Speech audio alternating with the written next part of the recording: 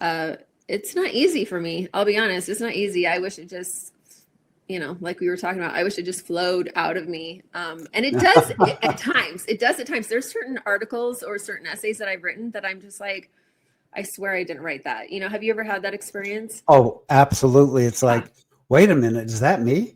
Yeah.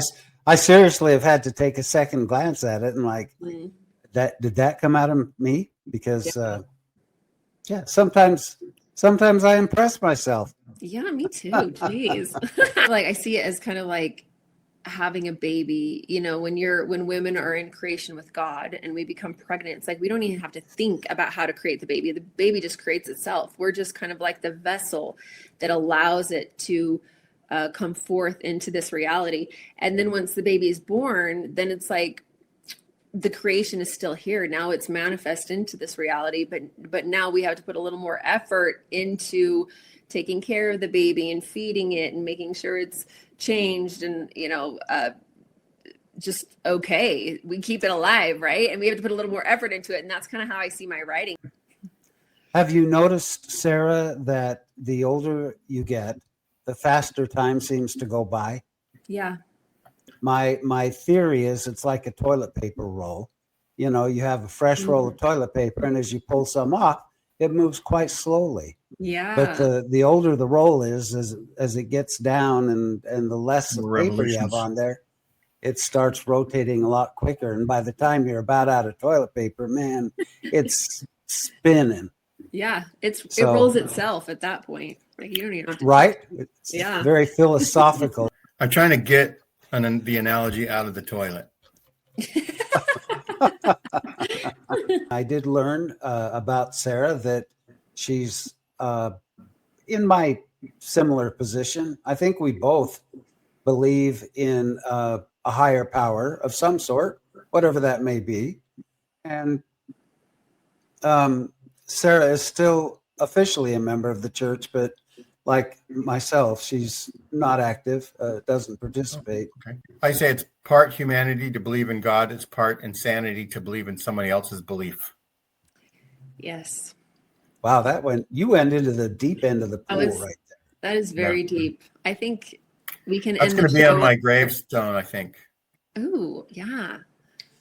I would put that on my gravestone too. I think you just hit the climax of this whole program. I think we should end it right there, Gene.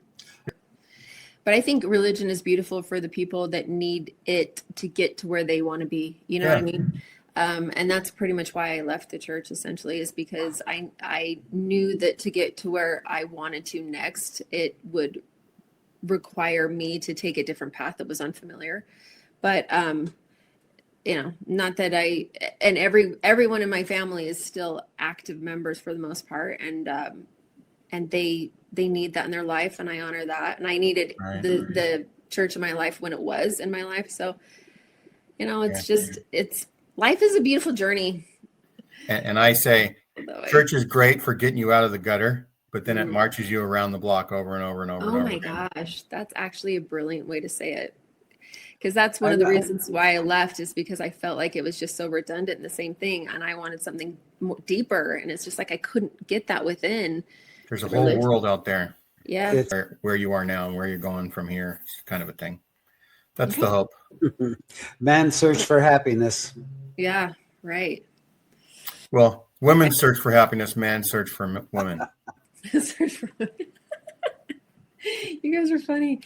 Welcome, everyone, to Latter Daily Digest. We honor creators. And joining me today is Sarah Steed. Thank you for coming on. Yeah, thank you for having me. Thanks, yeah, Randy, we really appreciate you coming on, Sarah. Thank you. Yeah, thank you, Randy. We have these incredibly quality guests on our show on a regular basis. And all of you who are listening to this show are certainly going to glean a great deal of information. Sarah is a very valuable source to have on the show. So like and subscribe, everybody. And if you're not subscribed to Latter Daily Digest or Momo Nomo, what the hell's wrong with you? Yeah. Right? Yeah, we attract quality guests no matter how low on the scale I am. somehow. So anyhow, Sarah, tell us a little bit about like where you grew up and what life was like as a young Sarah. Okay, well, let's see. Like they said, my name is Sarah Steed. I grew up in Utah. Let's see. I had a beautiful childhood, right? I grew up around Cottonwood Heights. It was close to Big Cottonwood Canyon, like the base of Big Cottonwood Canyon. And then when I was 16, we moved to Draper.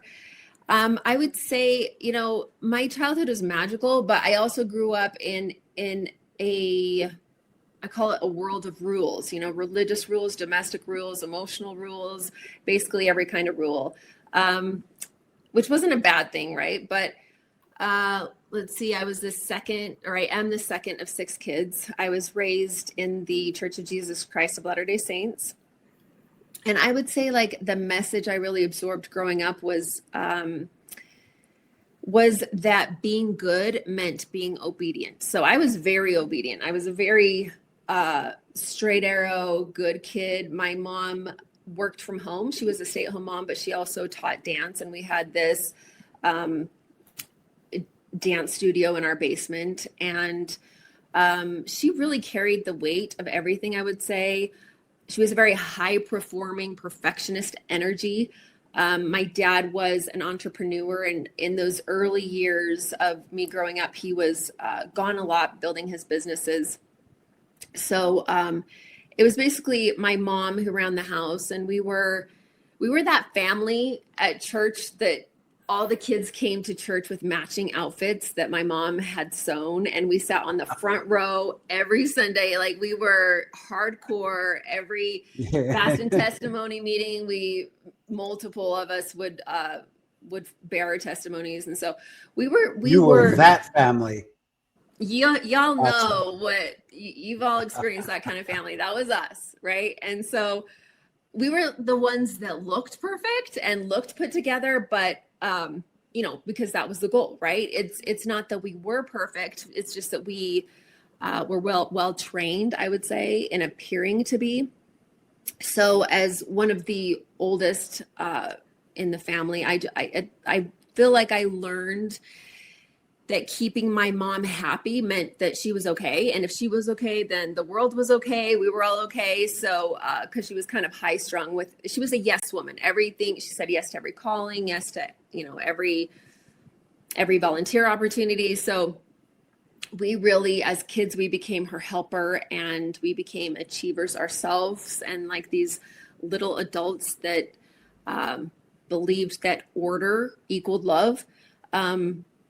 And my mom carried her own weight of her own legacy, because when she was a teenager, her grandpa was the prophet of the church at the time, who was Joseph Fielding Smith. And that was her dad's father. And then her mom's father was the patriarch of the church, who was Hiram G. Smith.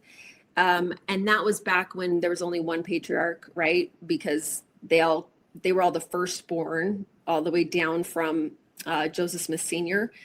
And so her brother then became patriarch. His name was Eldred G. Smith.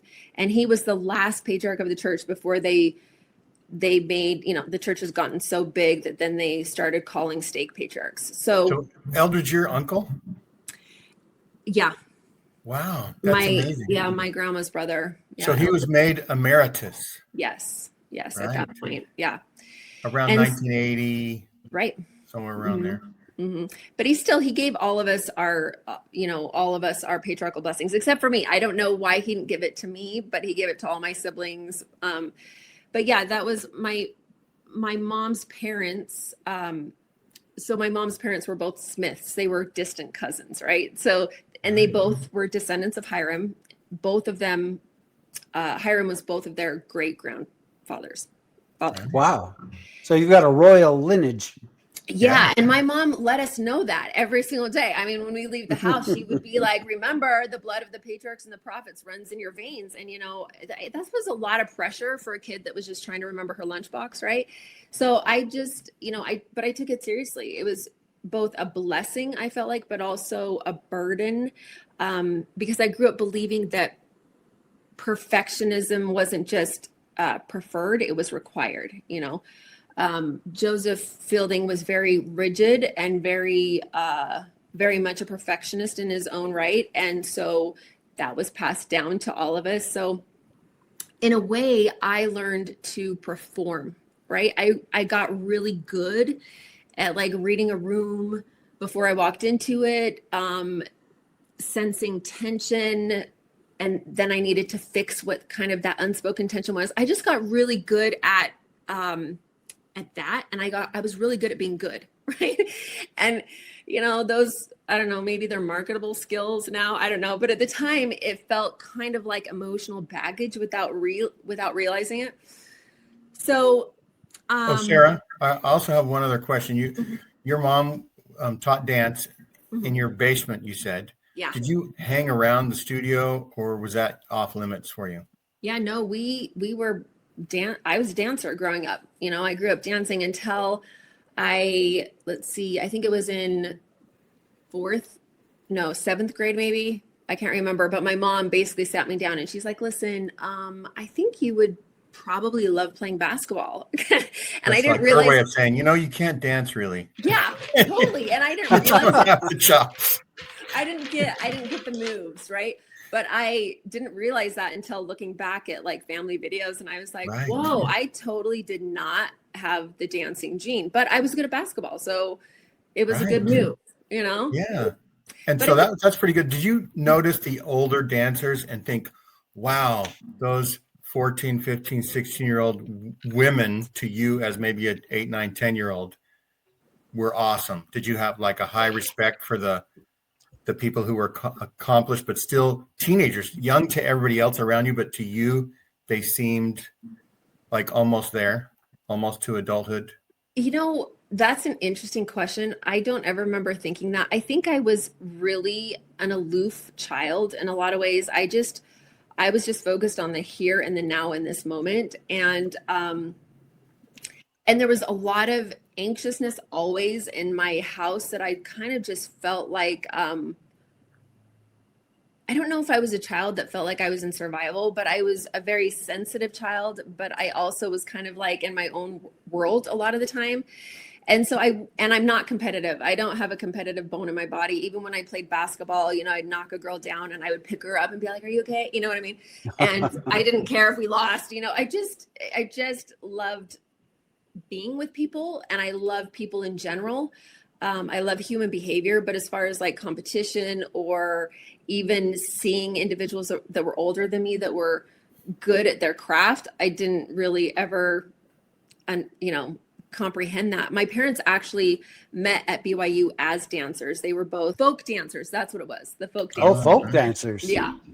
So, they were dancers. And I wish I could be, but I clogged. Clogging was something I was better at than the other type of dancing. But yeah, we were wondering, Sarah, if you wouldn't mind, we'd love for you to stand up and do a clog dance for us. We could save that for another episode. I'll send you a pre-recorded version. No, that's funny. Right. I don't think I've clogged in years. I got to try that again. It's hard. It's not easy, being on your feet all the time. I feel like my brain would probably hurt after clogging. It's a lot of movement. I don't move that much anymore. I sit and I write at my computer like all day long. So is clogging kind of an Appalachian Mountains kind of a folk dance? I don't know. I actually my dad actually passed away this last November. And so to honor him, we went to one of the BYU folk dancing programs that they had. I think it was in February. And I think that's the first time I'd seen it ever. And they were amazing, by the way. But it was kind of fun to see how talented people are, and kind of the area and that my parents met each other in, right? I'm sorry, Sarah, for the loss of your dad. That's Thank fairly you. recent. Yeah, it was. He suffered many years from Parkinson's disease. And so by the time he gosh. passed, he was ready to go. He had said his goodbyes. And even though it's hard to lose him, I think that it's also a relief that he's no longer suffering, because man, that's a rough, to see a family member suffer like that. It's hard, and it happens to so many of us. Like, our family members suffer from diseases, or their whatever ailment they're suffering with, and it's pretty hard. But he's buried just right down the street from me, so I actually walk my daughter to school on a daily basis, and we'll go by his grave and say hi. So That's nice. yeah, so I get to see him frequently still and feel him. I know he's with me a lot. You bet. I think that's beautiful. Yeah. I'm sure he's joined the ranks of your guardian angels. I think he has. And he he's funny. He kind of makes me aware that he's here. He does funny things. I have a picture of my parents, and he likes to knock it over frequently, which I find fascinating. Also on his birthday, hanging up right here, I had a bunch of his flowers from his funeral, and they fell down on the day of his birthday. So it was just like, little things like that I'm like, hey, Dad, it's good to have you here. And he even told me before he left that he was going to watch out for me and help take care of me. And so he's doing his job. He's doing good. And I love the fact that not only is he letting you know he's present, I love that you can recognize that, because not everybody can. And I'm working on a book currently about this very thing. So I may be talking to you and asking more about your experience, so I can maybe include that in my I would love that. Yeah.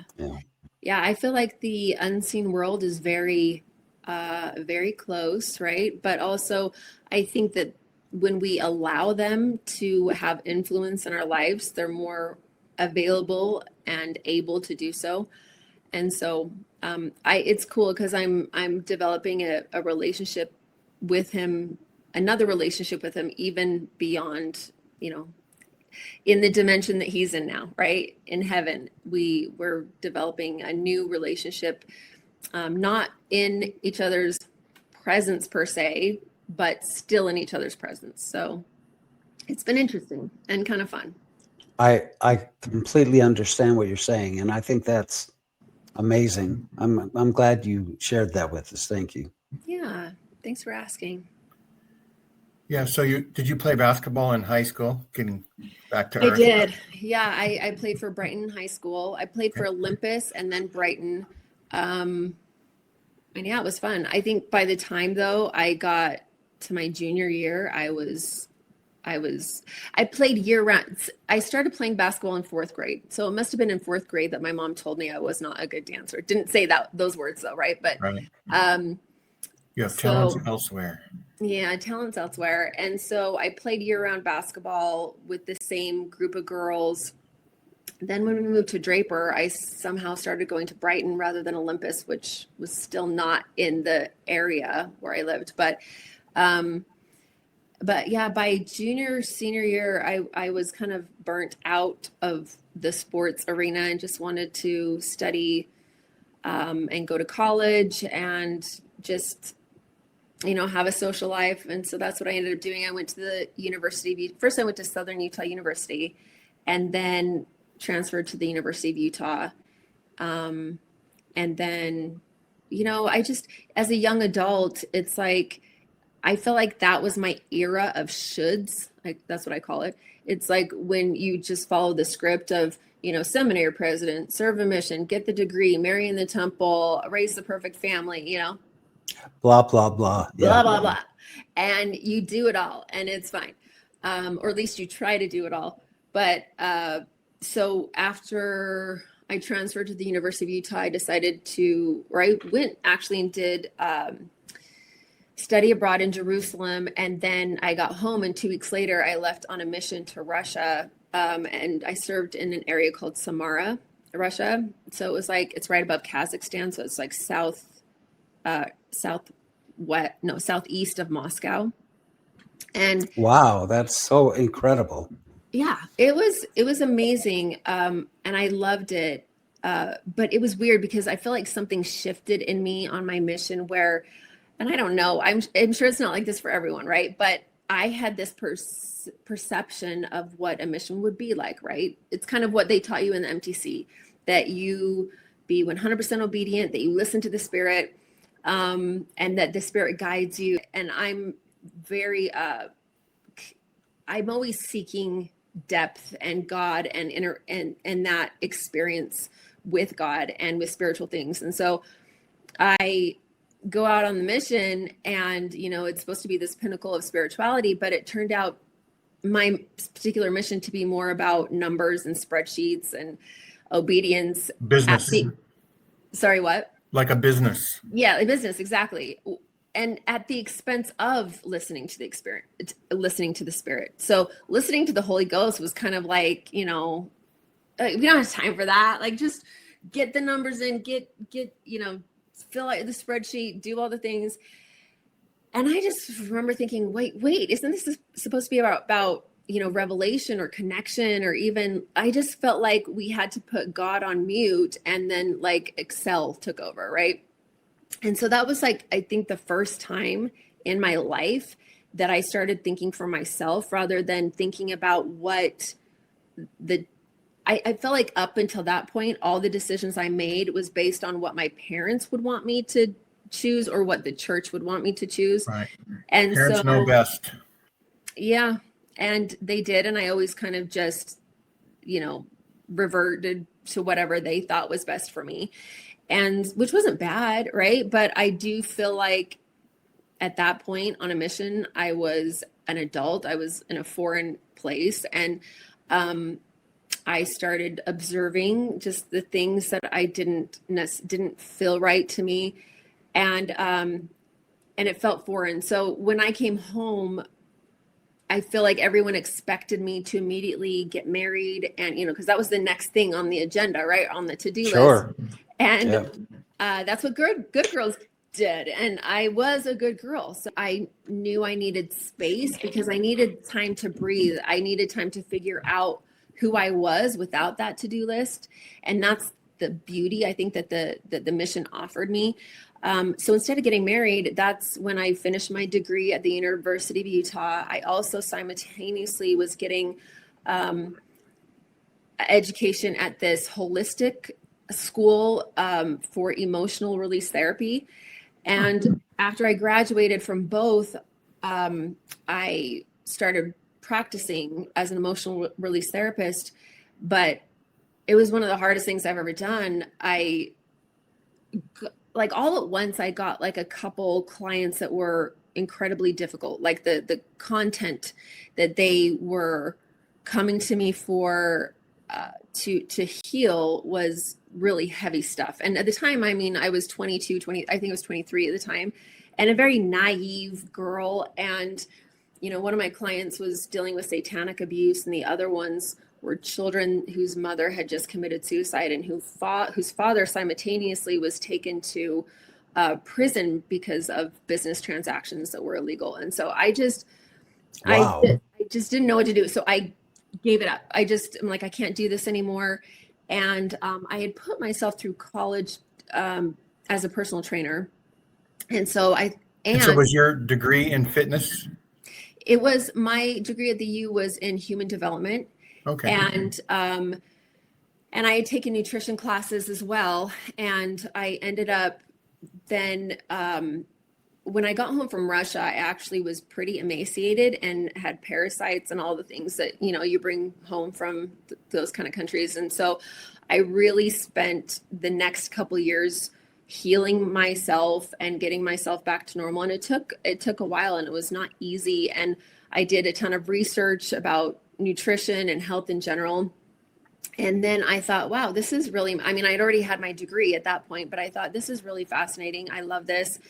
And So I found a group of nutrition and exercise consultants that took me in and trained me, and got certified in nutrition, and was already a personal trainer. And so it kind of was down my alley. And so I started doing that instead, and did that for a couple years until I was 25. And I just felt this pressure from my family. I mean, they were being so, I mean, it was understandable, but this pressure to get married, and I just was not ready yet. I loved my career. I loved what I did. And I don't know if it was a sort of rebellion or if it was just that I just didn't want to think about that yet. But the pressure was so severe that I ended up just packing up my car and leaving Utah and moving to California, where I didn't know anybody. Wow. And I just drove the coast for 2 weeks trying to figure out where I wanted to live. I went down to Southern California. I mean, I slept in my car. I ended up finding out that one of my zone leaders lived there, stayed on his couch for 2 days, slept in a hotel. One of my girlfriend's parents lived out there, slept in their house. I was just trying to figure out where to go. And it was, you know, and I don't know, it was the most free I had ever felt in my life. And the most rebellious I'd ever been. You know, my mom was not happy that I just took off, but I don't know, I just couldn't do it anymore. And I just wanted to figure out where my life would lead at that point. But I ended up at that point starting a business doing nutrition and exercise consulting in Newport Beach, and right by Hoag Hospital down by the ocean. Oh, nice. And it was beautiful, and it took off. It went really well. And it was really my first taste of freedom, you know, building something on my terms outside of the system I was raised in. It was terrifying, but it was exhilarating. And I really got to see for the first time who I was as a person, not who I was supposed to be. My clients were incredible. I worked with like really high profile individuals, really like successful entrepreneurs. And I loved it. It was fascinating. My eyes were really opened, and I loved the career. My career I focused primarily on helping people transform their bodies. So it was all about discipline and body transformation and really helping people feel at home in their bodies.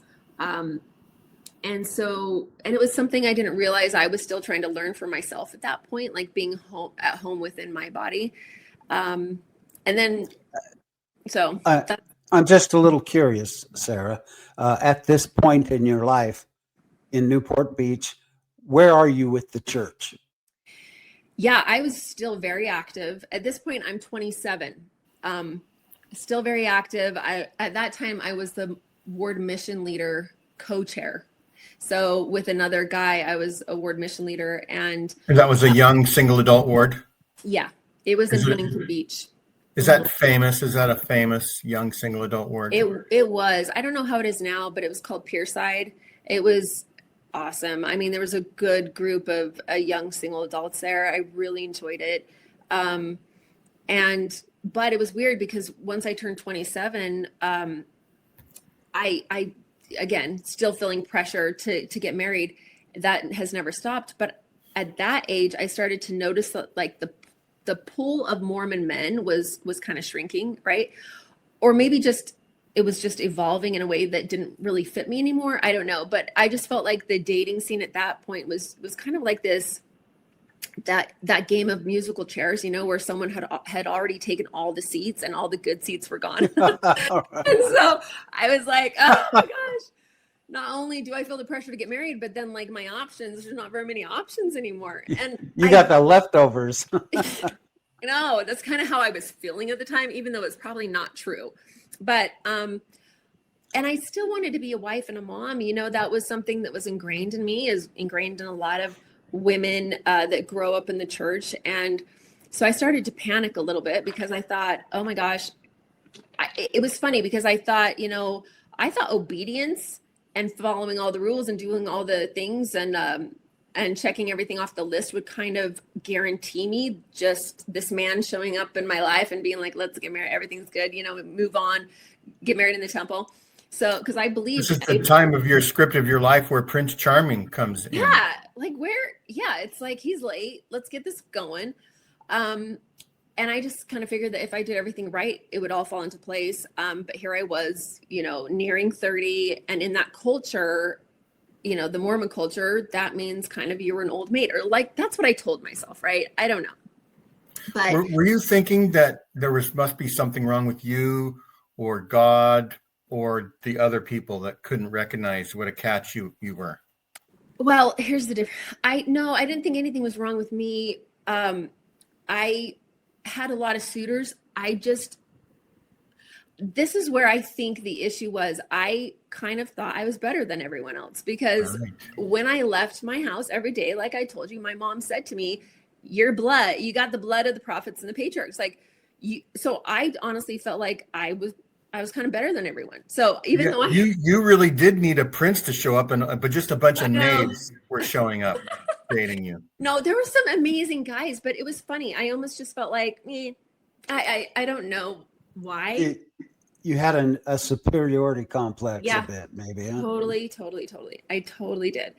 And that started to decrease the older I got, because then I was just like, I wasn't being pursued as often, and there wasn't as many options. And the ones that were just kind of felt like there was more baggage. And then I started to question, like, well, am I the one that has baggage? Like, I refused to follow the protocol, which was get married after a mission, right? Even though that's kind of an unsaid protocol, but it's still kind of out there.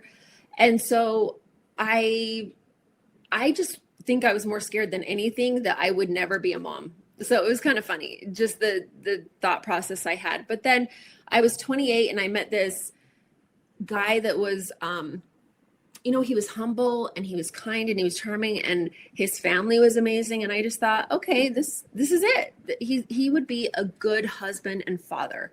And that's all I cared about at that point. I really didn't care about all the other things that I cared about when I was in my early 20s. And I was a little more humble at this point. And so, but after 2.5 months of dating, he proposed, which was fast. I wasn't expecting it at all. And then we decided to get married in another 2.5 months after that. So we would know each other a total of 5 months. And wow. Yeah, it was fast, but I told myself, and I don't know if someone said this to me or if I came up with this myself. I feel like someone said it to me, but I remember telling myself, we have the rest of our lives to get to know each other. It's fine if we don't know each other before we get married. And plus we're older, we got to get our family going. So that's what I told myself. Did you also think that, we're supposed to be eternally centered, not earthly centered? Yes. And so, like you say, you have the whole rest of your life to get to know each other, but you also have eternity to get to know each other. Oh, for real. Yes, exactly. And I remember thinking, all we're really supposed to do is marry a sister for me, or you, a brother, right? Mm-hmm. From the Adam family. I was going to say Adam's family, but Adam and Eve's descendants, right? We're all related. Yeah. You just find somebody, anybody will do. Yeah. And just check the boxes and endure to the end. Endure to the end, right? And that's all you need to do, and then everything will be solved. Yeah, it's so easy. That's a hot button, by the way, with Sarah. The word eternity. Yeah. Because eternity is something that you have written a lot about. Yeah. So I just want to throw that in there, that that's definitely a hot word with the subject of your writing. It is, Randy. You've done your homework. You've read my stuff. It definitely is, because like as you're saying, when we choose to get married, we're choosing to get married forever, and that's a big choice. So it is kind of shocking that we get married so fast, right? But it'd almost be like picking a car when you're 5 years old, or a house. It's like you have no knowledge. Exactly. Yeah, when your future is. Right. And your brain isn't fully developed even in your 20s. And so you're making these choices based off a brain that isn't fully developed, and choices for eternity. So logically it doesn't make sense. But when you're in love and you're Twitter pated and all that kind of stuff, you make it make sense. And he said something to me like the week before our wedding, and it rubbed me a little wrong. And so I called Dr. Laura. Do you remember Laura Schlesinger? Sure. Her yeah, rating program? You bet. Yeah. I called her and I was just like, I listen to her every day as I'm driving. She'll know what to do. So I call her and she says, she calls me a silly girl. She's like, you are a silly girl. You don't even know this guy. You need to date him longer. Why in the world would you marry him? Call off the wedding and don't get married. I can hear her saying that. I Yeah. can hear her saying that. She was rough. And I was just in shock because it's one thing to hear her say those kind of things to other people. And then when she's saying it to you, as soon as I get off the phone, I was like, she doesn't even know me. Like, she doesn't even know the Mormon culture either. This is what we do. We just get married fast. This is fine. We'll figure it out. Like you were saying, Gene, we'll figure it out later. We got eternity to figure it out. And Mormons have special knowledge. We know what other people don't. So yes, because I felt the spirit, and the spirit told me to marry him. And you know what? That could have been the spirit, but it also could have been my hormones. Either one, maybe a combination of both. I don't know. But well, and thank you for using the word Twitter baited. I use that word all the time, and sometimes people look at me like they don't know where it came from. But they're not Disney educated. Yeah, I was gonna say I grew up in Disney and Mormon culture are very similar. Like, all paths lead to the temple. You get married, you live happily ever after with, like you said, Gene, with the prince, and you're fine and everything's good. And that's kind of what I believed. And so we got married, and those first 6 months were great. Like it was easy. He was loving. And then we got pregnant with our first child, and everything shifted. It was really weird. It was subtle at first, a comment here, a withdrawal there, but then eventually it became like a slow unraveling. It was kind of like the kind that you don't see all at once, but it's obvious enough that it shocked me. And because I was fluent in denial and obedience and perfectionism and all the things, I did what I was trained to do, which was just kind of double down and when in doubt, overachieve. And that's what I did. And I just told myself, you know what, I'm going to make this work. We're married for eternity. We've And what temple did you get married in? The Salt Lake. Even though we were living in California, the Salt Lake, it looks like a Disney princess temple. That's the one you have to get married in, right? And because I was from here, we came out here to Utah, got married, and then went back. More family can come. Yeah. And I just figured, like, during my marriage when things were hard, I just, told myself I need to pray harder, serve more, do all those things, fill every second with my church calling. And I really did use the church and my callings within the church to cope. So I didn't have to pay attention to what was happening in my marriage. And then I made very sure that outwardly we looked like this picture perfect family, right? We looked like that temple perfect marriage that I always pictured in my head because that's what I wanted. So I made sure we looked like that. But inside, you grew up in that family, right? Right. And that's what I knew how to do best. And then behind closed doors, I was just drowning in the act of it all. And so it was kind of like, and were you becoming a mom too? Yeah. So we had our son and I was a mom. And then, as the years went on, I was really good at justifying what was happening and saying, the guy I dated will come back at some point. He's just stressed or he's, I don't know. I made excuses all the time. But what I didn't understand is that he was very kind to me in public, at church, around his family and our friends, but more cruel in private. And then I realized as time went on, like, I'm complicit in pretending. Like, he's pretending, I'm pretending. We're both pretending that everything's fine, and it's not. And but I just was in it became normal after a while, and where I justified everything, minimized everything, spiritualized everything. And it's amazing how much, like, when you're in that kind of situation that you justify when you think God grades on endurance, like you were talking about, Gene, enduring to the end. I just kind of felt like, just get there, just keep on going, like you can. God puts these challenges in your path to make you better. Yeah. And that's what I told myself. But at the same time, you walk into the chapel and you're on stage. Yeah, exactly. Right. And because I told myself, the more righteous I am, God will fix it. You know, if I'm the more I attend the temple and read my scriptures and do all the things, and Could you promise blessings? yeah, because I did everything right. You know, I was a good kid growing up. I did it all right. So now, was your husband critical of you because he was down on himself? I think that is truly what the underlying issue was.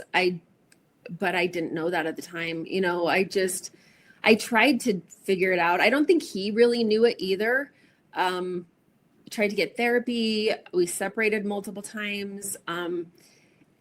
Anything I could do to just understand what was going on. I mean, I truly felt like I was trying everything, you know, and nothing worked, nothing healed it. And so I think it just got to the point where I became kind of disenfranchised with life in general. And around year 8 or 9 or whatever, I started to feel this sense of urgency. Like, it was weird. I've never felt it since, but it lasted a couple of years. It wasn't panic. It wasn't anxiety. It was just like this feeling, like I was standing in a fork in the road, and this path over here to my left was familiar, and it was well worn, and I knew that was the path I was on.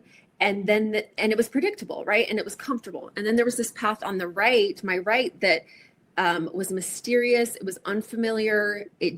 But it was weird because I would tell my husband, I'm like, all I can say is like, this path on my right feels like it's my path, but I don't know what that even entails. I don't even know what it means to be on that path. It's mysterious, but it's the way to grow. It's the way to growth. Yeah. As a person, personal growth. You just knew that the path on the left was not the way you wanted to go. No. As opposed to knowing what's on the right. Yeah. But choose the right. That's what I say, right? There you go. Oh my gosh, that's so funny because I saw that in my head. It was on the right.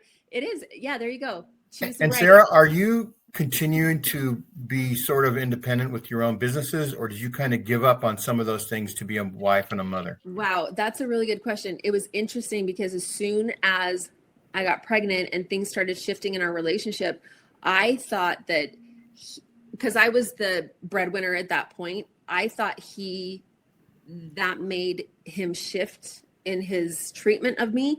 So I kind of went with my programming and thought, okay, I need to take a step back. I need to probably shut down my business and go support him in his career and his endeavors and his dreams, because, you know, I've already done the career thing and I will just support him in his. So that's essentially what I did. He wanted to move to a different state and start a business. And so I shut down my business.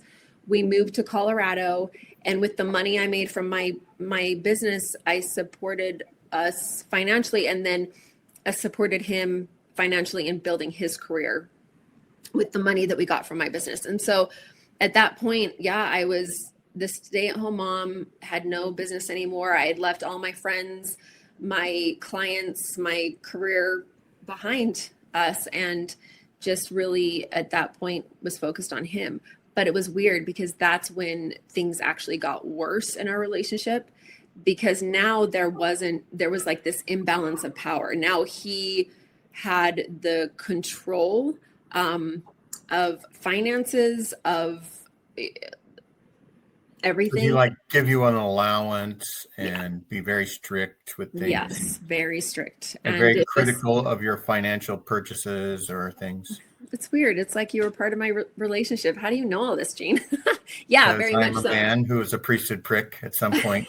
I was never quite a priesthood prick. I was just a priesthood, not a very good man, we'll say. Mm-hmm. But now he's just a prick. No, well, you can't be perfect, Gene. So I was empathetic with how bad I was, right? Yeah. But I couldn't change anything because, right, that's all I knew in a way. Yeah. And that could have been his situation also. I mean, all I knew is that I was just surviving from day to day. I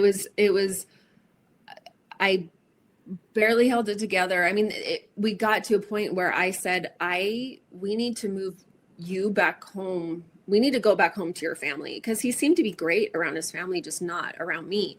So we moved back to California. We moved in with his parents for 2 years while he tried to like figure out what he was going to do for a career. Cause it, Did he have a business degree? did he? Yeah. What was his Yeah. degree? Degree in business. Yeah. And so, but during the time that we were with his parents, like things were good. All of a sudden it was like, I got my husband back that I had married, you know, the one that was loving and charming, the one that I had dated. And so things started to get better, and I was like, okay, we're good. We're on the right path. Because at this point I had put off having more children with him, because I was just like, I can't justify bringing more children into this world with this type of situation. And so, but when things got better when we were living with his parents, he really wanted to have another child. So we tried and we couldn't, and it wasn't working. And which is weird, because I know my body very well. I know when I can get pregnant, when I cannot. And so then we tried, we went to a fertility doctor. They did all the tests. Everything seemed fine for the most part. We did IVF, we did artificial insemination, and nothing worked. And, you know, he was just really ready to move forward. And so was I. And so we decided to adopt. So we ended up adopting our daughter. Oh, Sarah, we'll get back to the adoption real quick, but so you were a fitness person. Mm-hmm. What was your first pregnancy like? I loved being pregnant. I loved it. My mom loved it. Because this is the thing with my business. The thing I loved most about doing what I did for work is seeing people's bodies transform. It was the most fascinating thing. I loved it more than anything. And so when my body was transforming to create this life, I loved it. I thought it was so cool. And, you know, kind of like how we were talking about earlier, Randy, you know, just you're in creation with God when this pregnancy is happening. I didn't have to do anything to make it happen. It just created, and I felt so connected to my son. And really during my pregnancy is when he moved us out to Colorado, where I knew nobody. I'd never been there. And so it was, and this is when he really withdrew from me, and I just really felt alone in that pregnancy. And so I really just connected to my baby, and it was just us, the two of us, you know, hanging out all the time. And I just loved being pregnant. And I didn't know at the time, I didn't know that would be my only time to have the opportunity to be pregnant. Right. And so do you think that had you not connected with your baby, that you would have had like really bad postpartum depression because your husband not being there for you? It could have. Yeah. It was still really difficult with him isolating me in a lot of ways, and I was pregnant during the winter, and it was really cold winter in Colorado, and I just didn't leave the house much. And so, yeah, I think mentally it was very difficult, but I think what saved me is my connection to my baby within my womb. And so when he was born, it was just me and him, and I lived for him. And that's really why I stayed in the relationship, because, you know, you're trained, like, now I have children within the covenant, and I would never want my child to grow up without a father. And so I, you know, need to stay committed to this. And it changes everything once you have a child, right? Like the way I thought and I processed stuff. I still had a hard time after he was born with a lot of fear. And I'm sure that was partly postpartum depression. But Sarah, there's a song by Helen Reddy. It's called "You and Me Against the World," and she's talking about her and her baby. That's it. It's her and her baby against the world, and that it calls to mind the words to this song as you're describing your experience. And I don't know if you're familiar with that song or not, but I don't. I need to listen. She says, "And when one of us is gone, and one of us is left to carry on, then remembering will have to do.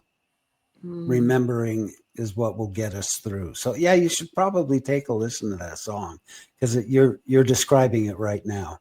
I should, because really I believe that my son saved me in so many ways. Like And it's interesting because when we first got pregnant with him, I wasn't wanting to get pregnant for at least a year so that we could get to know each other better.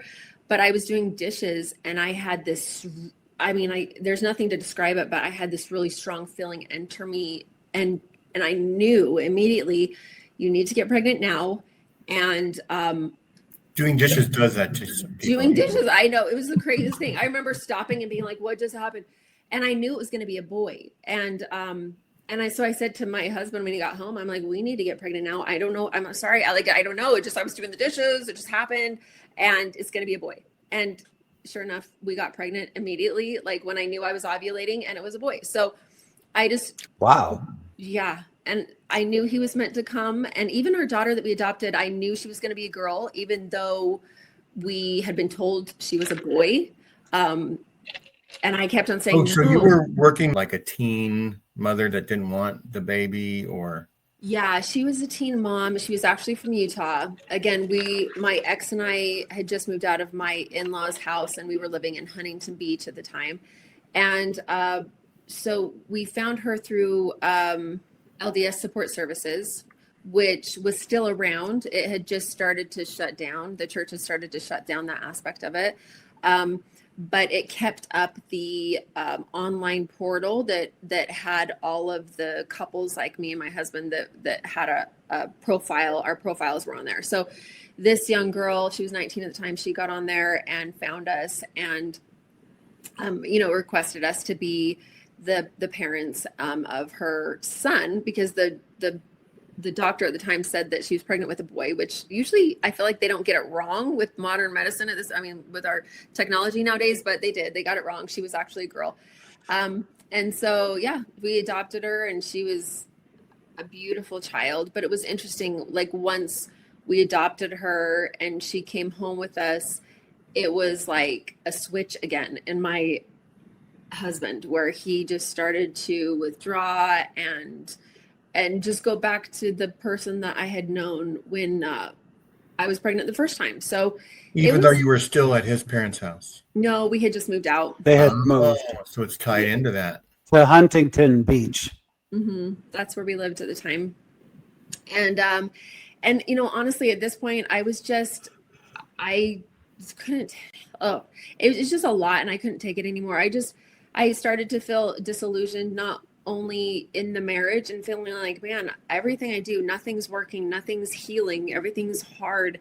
But also in just the performative culture that I'd been raised in. So I kind of just started to shut down at that point. I couldn't, essentially my body was shutting down. My health started to get really bad. And I truly just believe that through time, when you're in a toxic environment for too long, the concept feelings buried alive never die. It's like I was just stuffing it all down. And then it just was like, absolutely not. You're going to pay attention to what's going on. And so it's almost like my body was trying to get my attention physically. So I started becoming allergic to everything. I would get really tired. I had hypoglycemia and I would have these moments where I would lose consciousness. And I always related it to, I must have just eaten something bad because, I was a nutritionist. That's like what I did. So I just associated everything with food. And I just thought, my blood sugar probably got really low at the time, not realizing that it was more emotional than anything else. And then started getting severe back and neck pain to the point that I couldn't function much of the time. But it was weird because when my husband was around, it was like I had to go back into pretend mode, like everything's fine, because he took it personal when I didn't feel well, and he wasn't very kind about it. So I ended up just that time in my life was kind of a blur, just trying to survive in general, just moment to moment. And I just remember feeling exhausted all the time. And now I have this little baby and I loved her so much. And it was just like, I just had to figure things out. So at that point, I literally could not pretend anymore. My life was like, I needed to retire from that way of being. And I couldn't be around anything that was fake anymore. So I stopped living in a lot of ways. That's when I decided to take a step back from the church. I couldn't go there and pretend to be happy and, the thing and that everything was fine. And I probably could have gone and just been real, but with my programming and stuff, I just didn't give myself that opportunity. And so, Sarah, I could be reading this wrong, but it almost sounds like your husband was jealous when a child came along that he didn't have your full attention. I don't know if that has anything to do with it or not. Yeah, it's weird. I've been trying to figure it out for years, what the issue was. I think that there was multiple issues. There was addiction on his part in the relationship as well. But it's interesting you bring that up, Randy, because he did say at one point that he felt like he had to compete with our children. And I understand that, like as a mom, it's like your focus is on the children, but also, there wasn't a lot of consistency either with that response, because there were times where I would be focused completely on him, but it was still, there were still issues. And so I don't know. I mean, that's something I've never understood. Even after I left the relationship and decided to divorce him, after feeling like I tried everything, there was years of trying to figure out what the issue was, right? The underlying issue. And, I have my own theories about it, but I think it was a combination of multiple things. I think he also, grew up in a sort of similar home than I did, where there was a lot of expectations of him, and he just went along with it. He married me because I was Mormon. We were supposed to get married in the temple and supposed to live a certain lifestyle. But I think deep down he resented me, because he resented having to, again, play that role also of being a good Mormon boy and fulfilling the expectations that his family had of him. And so I think that kind of in a way he took it out on me in our marriage, because he resented feeling forced to do something versus making the decision to do it himself. And again, that's not the whole story, but that could have been a huge factor. Trapped on the covenant path. I'm a little curious. I'm an adopted baby myself. Oh, interesting. I was adopted at birth. And did you have your baby sealed to you in the temple? Mm-hmm. We did. And it was right after the sealing. That was when I started feeling like I can't do this. I got to heal what's going on with my experience within the church. And I took a step back from the church, and it wasn't from a place of rebellion, right? It was from that place of survival, because I felt like I needed that space to heal without getting swept back into the performance and the people pleasing and the magnifying your calling and that whole cycle that really kept me from feeling. Right. The burying of your feelings. That reminds me of a book, The Body Keeps Score. Yep. Mm-hmm. Did you read that ever? Oh yeah, I've read that for sure. Mm-hmm. Yeah, it's a good one. And that's true. I mean, I lived it. You could see it on my body. I mean, I could feel it. I even wrote in my journal, like I wrote, if I stay in this marriage, I will die. I will be dead in 5 years. Physically, I knew I could just feel the life seeping out of me. And I just knew that, I think that's the urgency that I was feeling, where it's like, you need to go down this path on the right, because I knew that at that point, being an eternal family was not necessarily my path, right? I wanted that, and I was hopeful for that, but that's not how things ended up playing out, right? So, and this is actually the first time you mentioned it, journaling. Did you keep a journal your whole marriage? Yeah, I had to. It was like my only outlet. It's how I made sense of things, because I had a lot of brain fog, because I think I was dissociated a lot. But then also there was this aspect of him that would tell me things happened, or I said things that I had no recollection of. And that was concerning to me, because I thought, okay, is this gaslighting, or is this, can I really not remember what happened? And so I would write in my journal everything very specifically. And then when he would say later, hey, we had this conversation, or this actually happened in, yesterday, or we had a fight about this, I would go back to my journal and read it. And most of the time it was very different from what he was claiming happened. So there was this sort of situation that was happening where I didn't know up from down a lot of the times in that relationship. And that's kind of why it was just a daily survival of just get through the day. And then after a while, it's, that's no way to live, right? That's, you can't survive in that type of environment. And so, sounds like it was half gaslighting and half such a different perspective on what's going on in life that you weren't seeing the same things. No, very well, different. and you've got this internal obligation to adhere to the principles of the gospel, and divorce may not be part of that. And so Yeah. I'm sure that there was that factor too. And Yeah. Sarah, the only way you can get out of this is read the scriptures and pray and go to church. I don't know how else you can get out of that. Well, that's exactly what I did, because I thought that that's how you got out of it, or like that's how I would be rescued, right?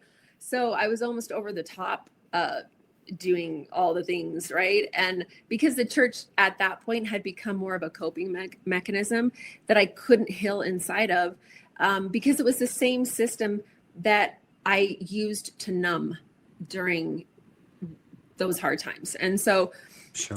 when I stepped away, it really helped quiet that urgency that I had felt. And again, I was still married at this point, but it wasn't until I stepped away from the church that I realized, okay, I can't continue this facade and this charade. Like it's over. I mean, it was over a long time ago. I was just like holding on for dear life and hoping it would somehow work itself out. And there were a few events that happened that kind of sealed it for me, that I realized like I need to be done in the relationship. And that was that he turned his attention. I mean, it was weird. In my mind, I remember saying, oh, I can take it. I can take the treatment. I'm strong. I can handle it. But it wasn't until his treatment turned to our son, who at that time was 9, that I then was like, oh, no. Like, I guess that's where I drew the line in the sand. It's like, okay, you can be rude. You can hurt me, but not our children. Absolutely not. So at that point, I filed for divorce, and I just, it wasn't a place I could no longer live in. And at this point, we had been married for 11 years. And I really, looking back, it was crazy. As soon as I filed for divorce, it was like 2 weeks later, I was driving down the road and I passed my doctor's office that I had gone to multiple times a week for my back and my neck, just to get some relief. And I hadn't been there in 2 weeks. And I remember thinking, oh, I got to get over there for my back and neck. And immediately I thought, my back and neck feel fine. Like it was insane. And I went home and I was like, this is so weird. When did I start feeling better? I don't know. I had been so focused on filing for divorce and meeting with my lawyer and all that kind of stuff that I didn't even pay attention to what was going on in my body. And the weight on your shoulders was causing the back and neck pain. Yeah, exactly. And what's even curious, even more interesting, is all the foods I was having allergies to, all of a sudden that was healed, gone. I no longer had allergies, and I haven't had allergies since. I had allergies our whole marriage.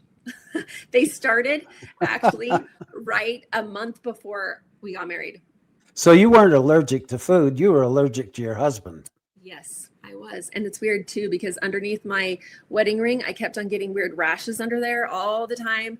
And I just feel like my body was trying to say to me, Sarah, this is toxic. It's going to slowly kill you. Get out.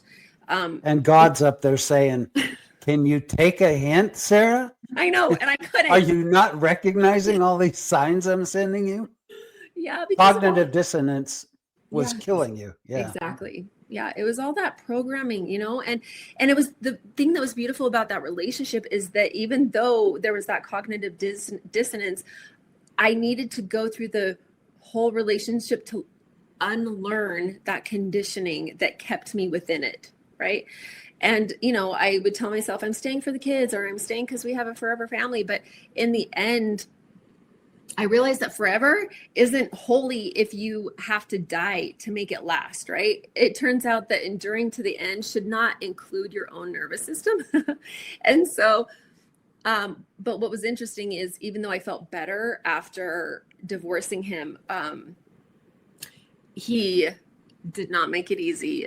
He said to me right before I filed for divorce, he said, you have a cushy life, Sarah, because at that time we did. He was successful in his business. We had a house out in Huntington Beach. We went every single day to the beach with our friends. I took the kids. It was a beautiful life that way, but it was still a life I was dying inside of, right? And so he said, you have a cushy life, Sarah. Are you sure you want to file for divorce? Because you will no longer have a cushy life. I will make sure of it. And I remember thinking, oh, nice. Like, he really loved you, huh? No, Yeah. obviously not. And doesn't understand the teachings of Christ either, probably in a way. No, I mean, I think no, it was. And in a way, I'm almost thinking like if you guys could have divorced yourself from the church much earlier, and he could have had a more worldly education, that maybe things would have been better. Maybe it ultimately wouldn't have, depending on his personality. But the biggest problem was the church forcing you to keep up appearances and and which he did.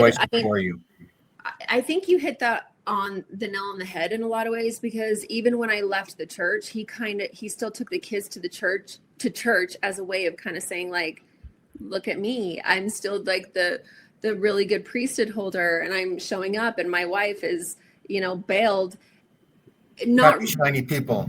Yeah. And so he kind of used it in a way, he used it to his benefit in a way, but really he was living a double life. I found out the majority of our marriage. And so to me, it was like, good. I mean, sure, go to church, do what you need to do. But also if you're living a double life, like at some point you got to take a step back and question, like, what is the true motivation? Who are you really? And he used the kids and I kind of as this facade of saying like, look, here's my wife and my children. This is who I really am. I'm a husband and I'm a father.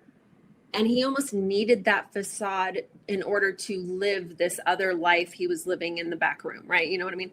So that the facade of me and the children made him feel comfortable. So when he lost that, when I filed for divorce, it was like he could no longer convince himself that that's who he was, that he was a quality husband and father.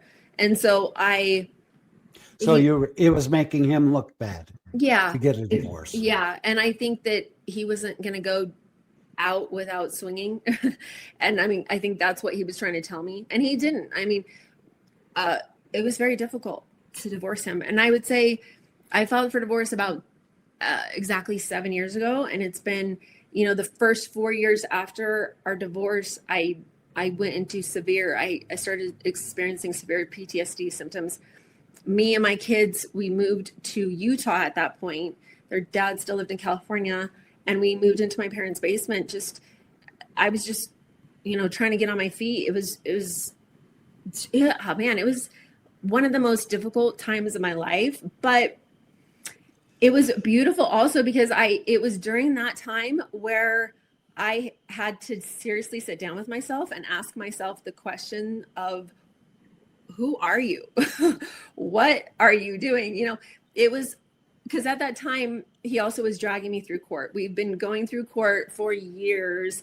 I was trying to heal the betrayal trauma, trying to make sense of what happened. And altogether, it was just me trying to heal what I had gone through. And that was truly my deconstruction process. I remember really just sitting there asking, how did I get here?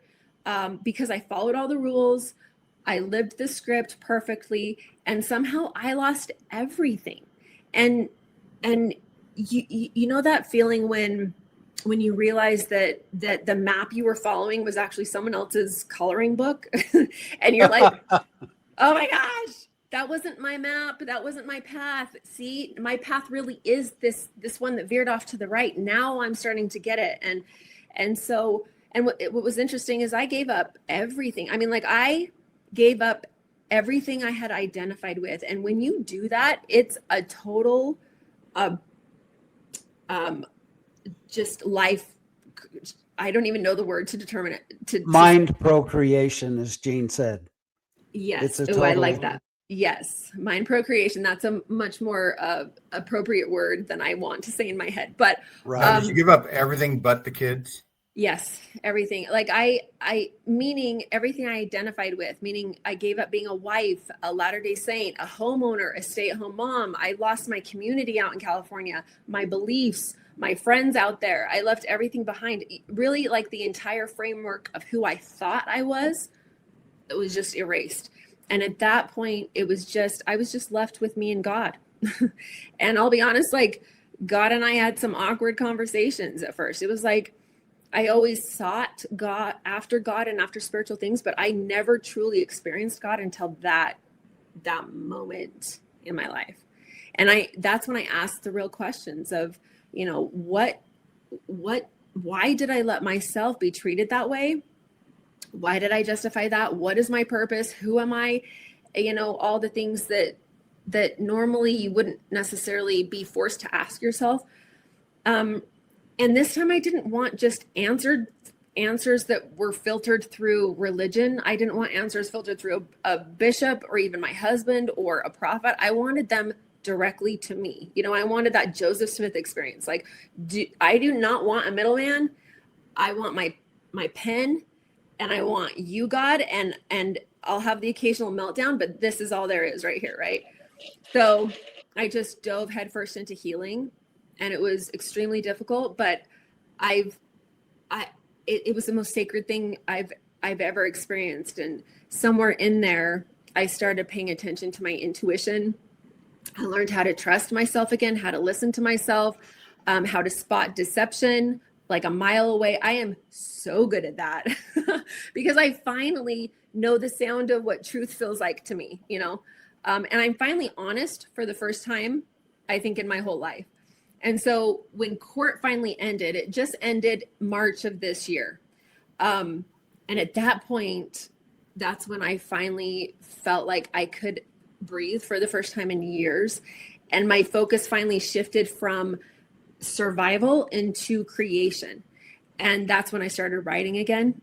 And so that's, I guess, how you guys found me, is through my writings that I've been posting on Substack. And I wanted to let everybody know that you talk more about your writings on Mormonism Live. I wanted to mention it earlier, but if people are still here by this time, we recommend you go to Sarah's Mormonism Live show a couple weeks ago, and Substack. More of that. Mm-hmm. And you can go to her Substack, and we'll have you give me links to things that you want me to put in the description, and I'll include those things. Okay. And I think some of your writings you put on Facebook to begin with, right? Which was your kind of your opus. What's the word I'm thinking? Yeah. Magnum opus. Yeah. It's like, wait a minute. I think I might be a good writer because everyone's responding to my Facebook post. Yeah, they did. It was shocking. I didn't think it would.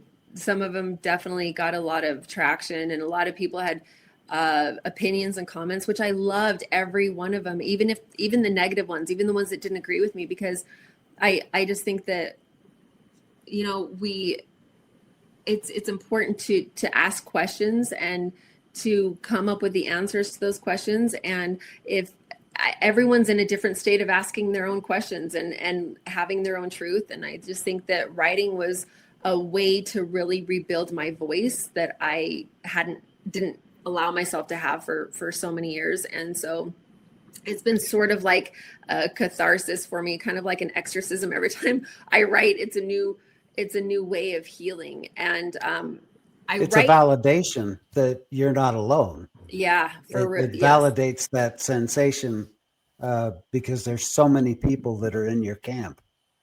Yeah, I agree. And I feel like someone said to me that like I write on topics that people won't touch. And I think maybe that's because I have nothing, I feel like I have nothing left to lose, right? Other than my children, but I'm not going to lose them, hopefully. I mean, fingers crossed.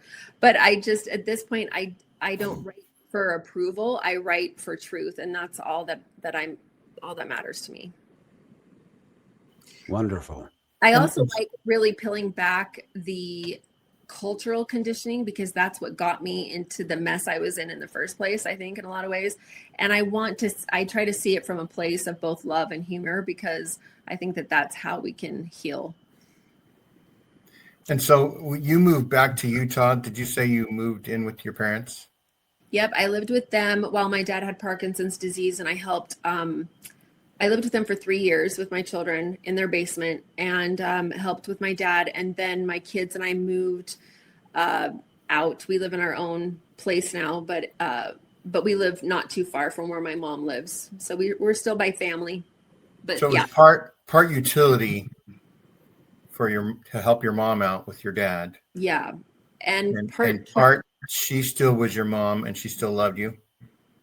Yeah. And, she was going through hard stuff on her own. It wasn't the easiest place to live, with her trying to navigate my dad slowly dying and my dad really deteriorating while I was trying to get on my feet because I was not in a good place either. So it was difficult. It wasn't easy for any of us, but it was a better place to land than where I had been, Did she support you in your departure from the church?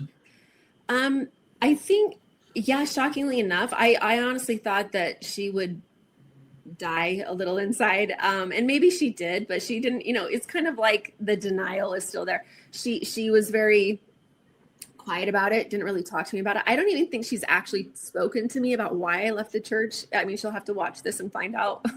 Yeah, they don't want to. It's like my family. They don't. I would love it if they would bring it up. I would love it if they'd ask me questions. I don't think they want to hear it. I don't think they want to hear it. I don't think it's so just either.